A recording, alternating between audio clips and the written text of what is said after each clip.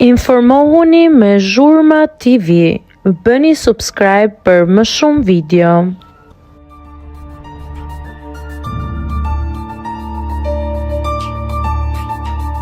Iliri dhe Zhaku thyen rregullat e izolimit. Ja çfarë vendosi Agaj për dy konkurrentët.